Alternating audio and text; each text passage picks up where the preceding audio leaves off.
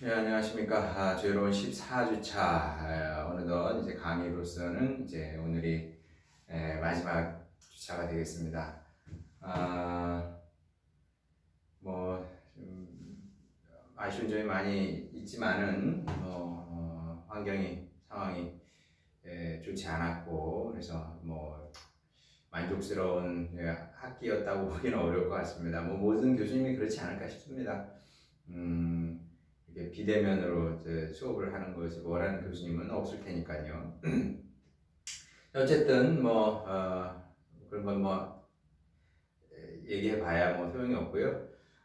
어쨌든 이제 오늘로써 이제 강의는 마치게 되고 아쉽긴 하지만 그래도 그런 대로 이제 또 성경적이고 신학적인 이제 죄가 어떤 것인지 오늘까지 얘기하면 개략적인 것은 이제 말씀을 드리는 것이 아닐까 싶은데, 이제 다음 주 6월 13일이 되겠죠. 6월 13일 오후 1시 30분에 이제 기말고사를 봅니다.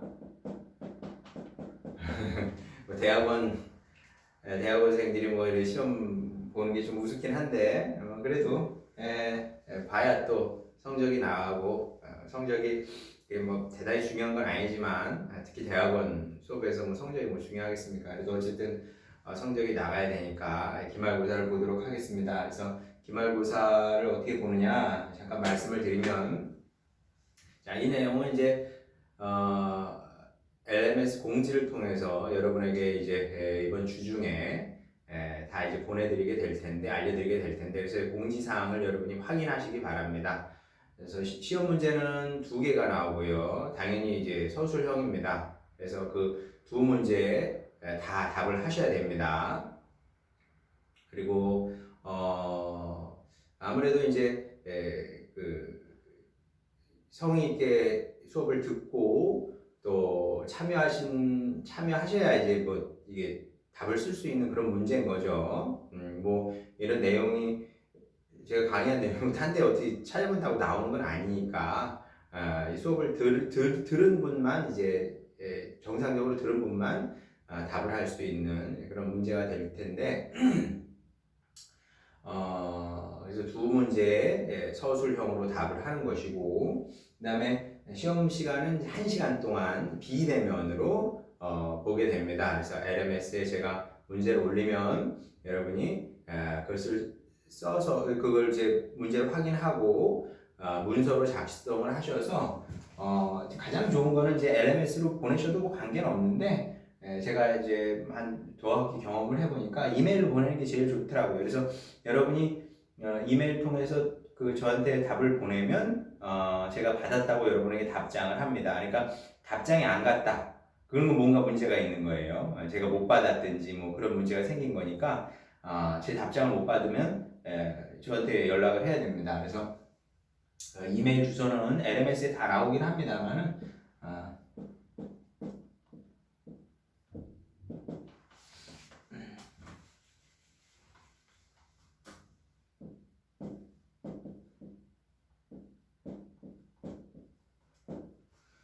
spaceday at yahoo.de 이렇게 됩니다. yahoo.com 이러면 안 와요. yahoo.de라고 해야 옵니다. 반드시 여러분 기억하시면 com이라고 그러면 좀 못 받아요. 안 옵니다. 이런 건 없어요. yahoo.de로 해야 되고, 혹시 궁금하신 것이 있으면 이것도 다 LMS에도 나오고 그 강의 계획표도 나옵니다만은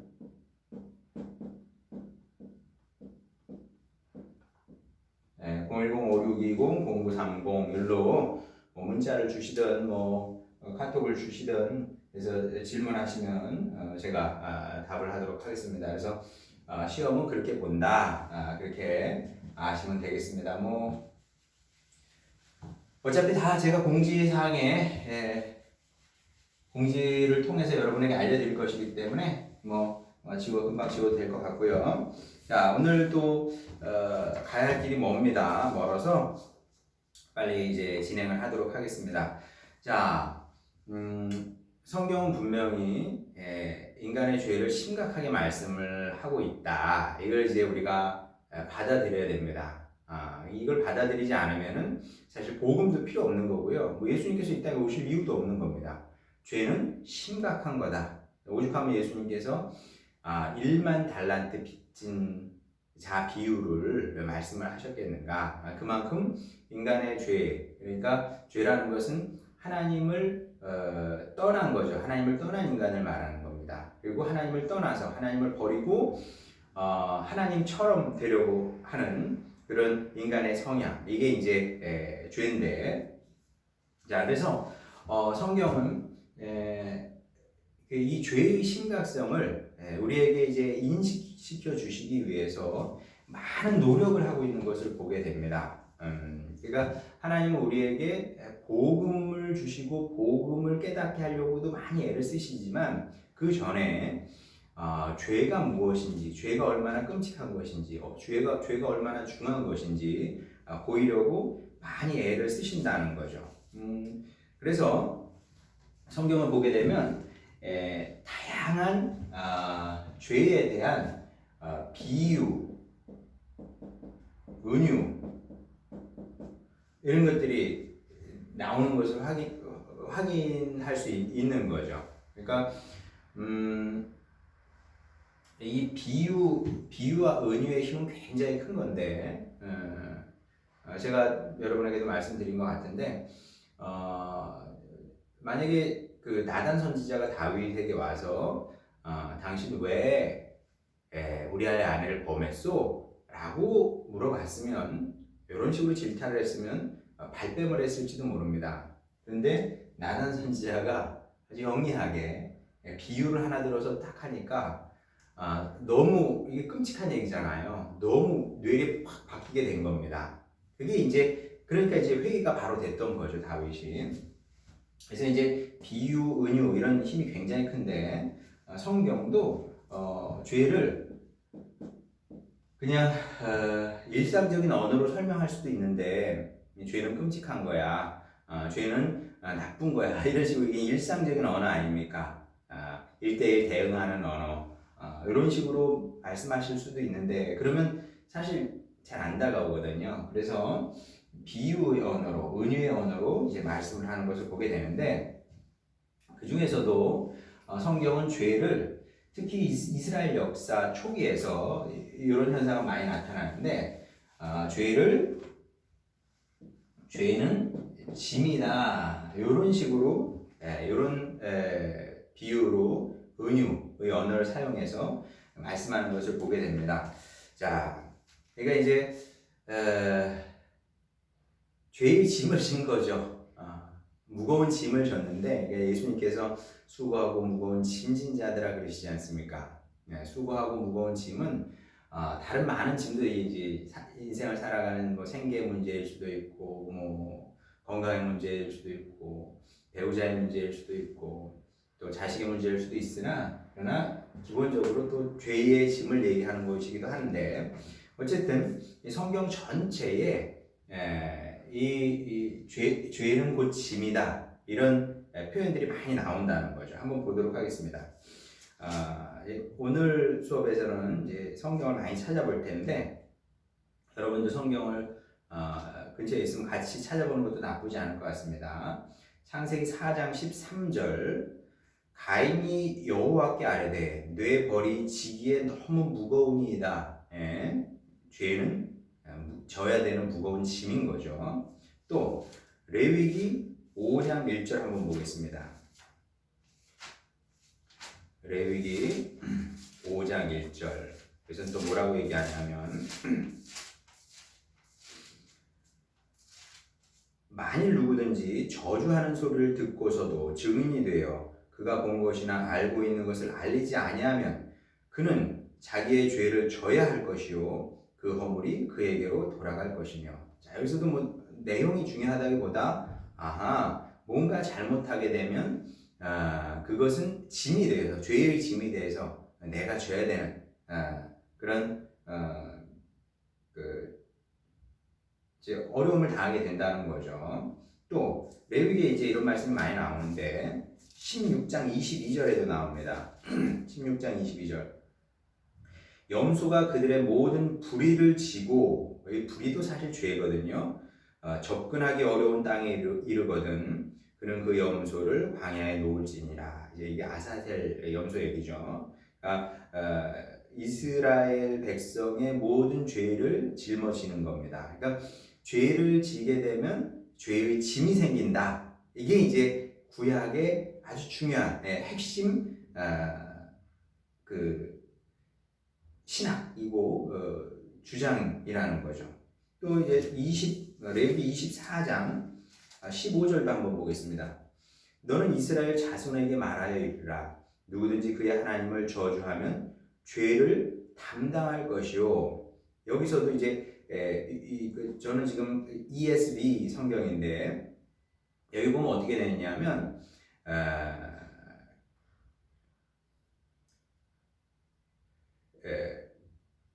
bear his sin 이렇게 나옵니다. 그러니까 이제 그의 짐을 지는 걸로 bear.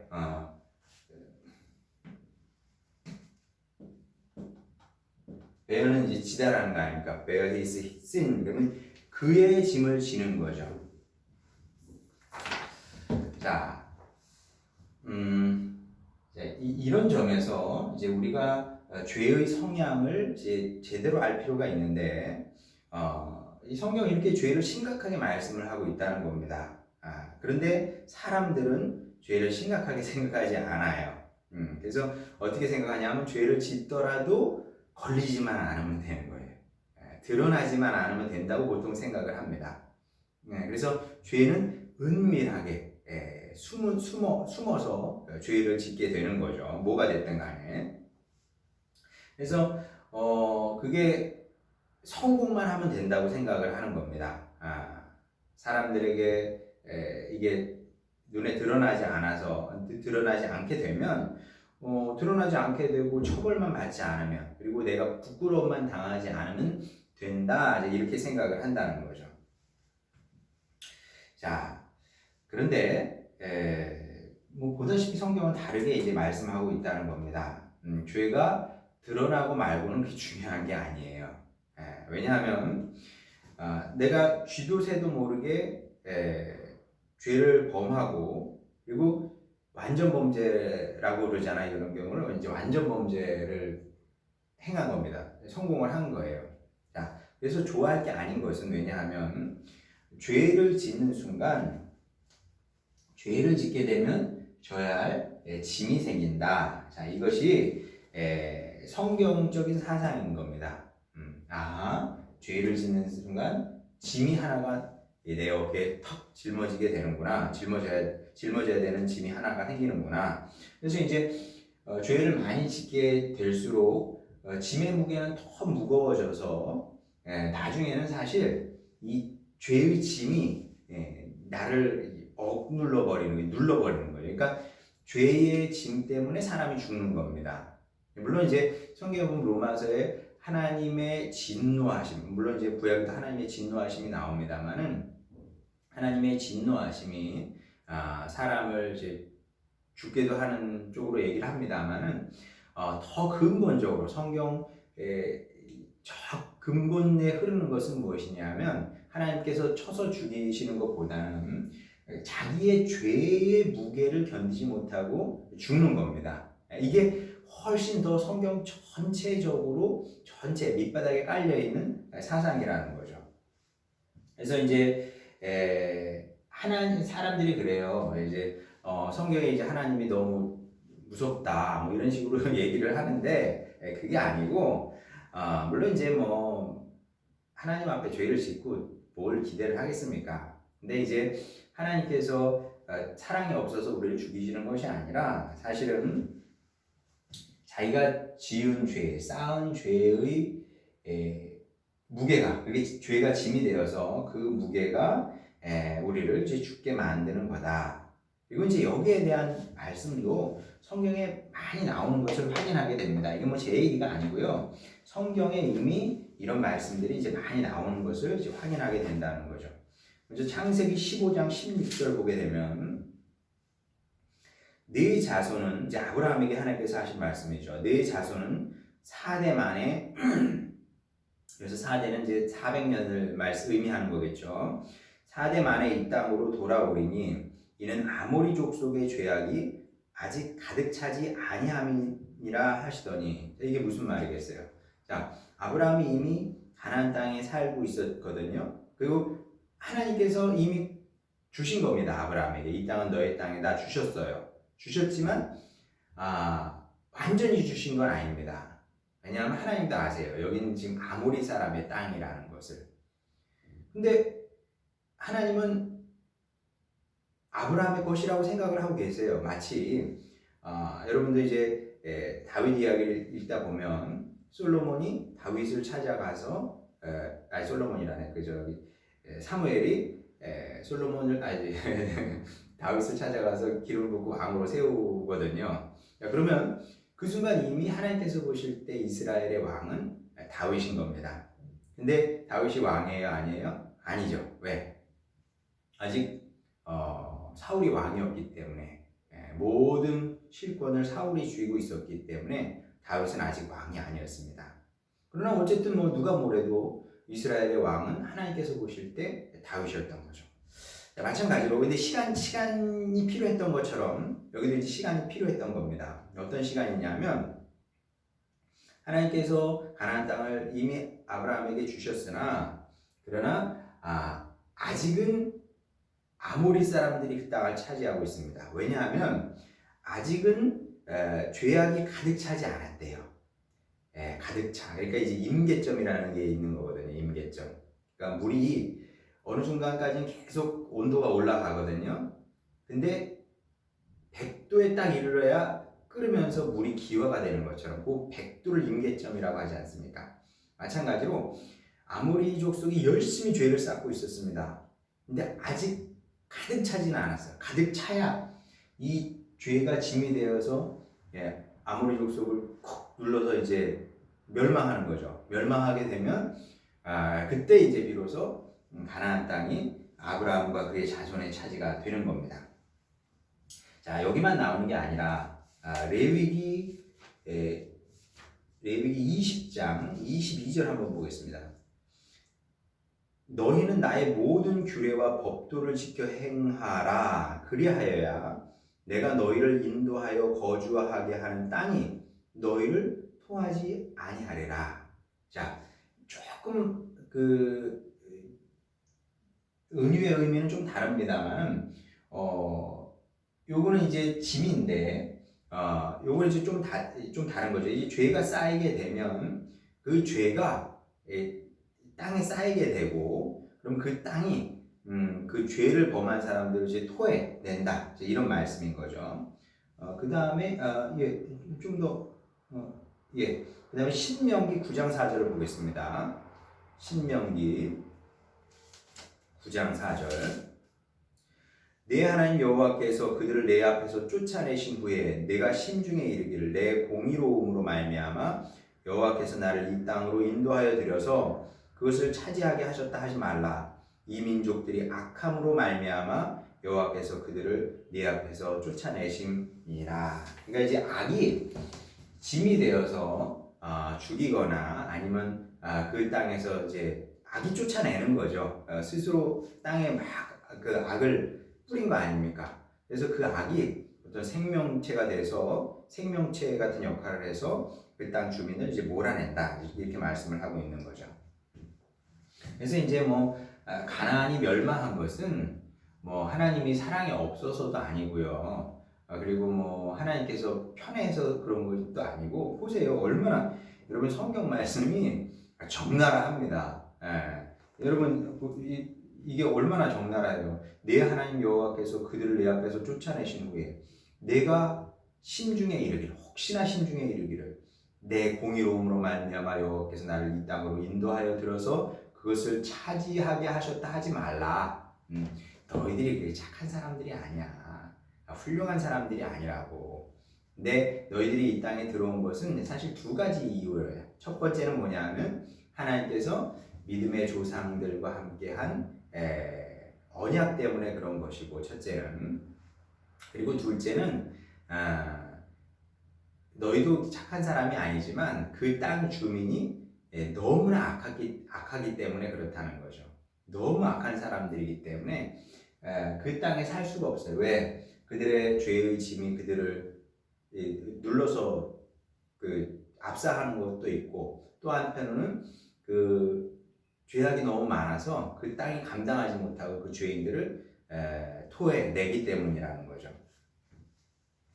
자, 그리고 이런 관점에서 그 가나안 정복의 정당성을 우리가 이제 또 확인해 볼 수 있다는 거죠. 이 가나안 정복이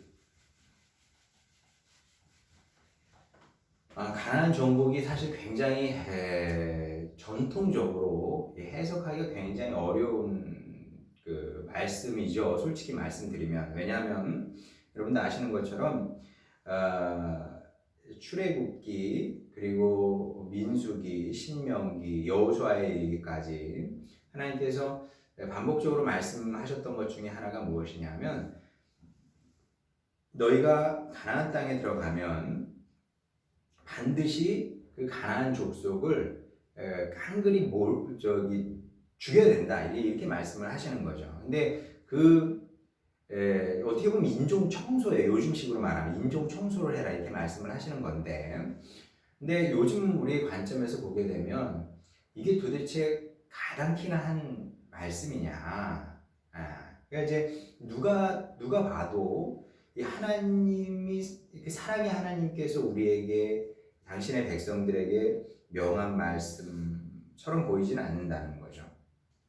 그래서 이제 지금도 이것 때문에 시험에 드는 사람이 많습니다. 그리고 이제 어렵죠. 이걸 어떻게 설명을 합니까? 여러분은 어떻게 설명을 합니까? 하나님이니까 뭐 오라요. 그러니까 죽여야죠. 뭐 이런 식으로 대답을 하시겠습니까?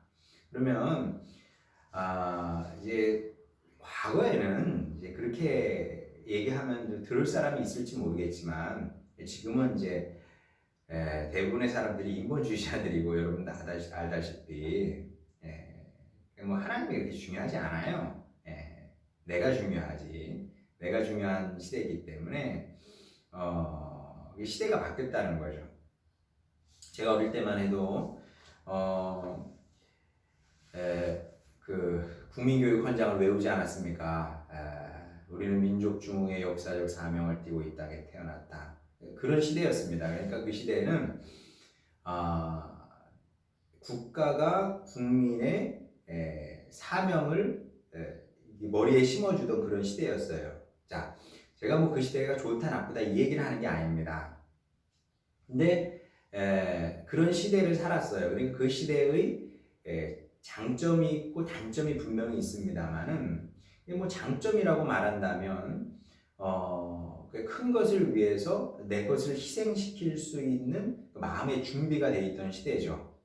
그래서 국가가 나한테 뭐 잘못했어. 그 당시에는 쉽게 개인이 국가를 상대로 소송하지 못했습니다. 왜냐하면 나는 우리는 민족 중흥의 역사적 사명을 띠고 태어났기 때문에, 그게 우리의 사명이기 때문에 국가가 뭐 좀 잘못할 수도 있지, 그런 걸 가지고 소송하면 어떻게 되겠습니까? 이제 이게 기본적으로 국민의 생각이었다는 거죠. 지금은 그렇지 않습니다. 뭐 국가가 뭐 나한테 손해를 끼쳤으면 바로 소송을 하는 거죠. 소송을 해서 내 침해당한 자유가 됐든 아니면 이권이 됐든 이것을 찾아내려고 한다는 거죠. 자, 다시 말씀드리지만 어느 시대가 좋다 나쁘다 이 얘기를 하는 게 아니에요. 근데 분명히 시대가 바뀌었다는 겁니다. 시대가 바뀌어서 이제 뭐 어떤 권위에 순종하고 그런 시대는 지나갔습니다. 그래서 이제 사역하기도 굉장히 어렵죠. 뭐 교인들이 뭐 목사가 말한다고 말 듣고 그러지 않잖아요. 여러분 다들 알다시피 어려운 시대입니다. 이런 시대에 뭐 하나님께서 이렇게 말씀하셨으니까 이게 오라 이렇게 말해서는 사람들이 수긍을 잘 못하고 안 하고 거부하고 시험에 드는 거죠. 그래 뭐 내가 무슨 얘기인지 알겠어. 그 죄악으로 가득 찬 어른들을 죽이라고 하셨으니 그래, 그건 내가 이해를 하겠다. 근데 아이들까지 죽이라니, 갓난 아이까지 죽이라니, 이걸 어떻게 받아들입니까? 네, 쉽지 않은 얘기죠. 그러니까 이제 이런 성경 구절을 보게 되면 하나님이 사랑이다 이렇게 말하기가 참 솔직히 쉽지는 않아요. 솔직히 쉽지는 않습니다. 자, 그런데 이게 뭐 어제 오늘 이야기가 아니고요. 이미 오래전부터 이 문제는 교회 안에서 심각한 위험 요소로 작용했던 것이 사실입니다. 자, 그게 뭔지 우리 두 번째 시간에 또 좀 나누도록 하겠습니다.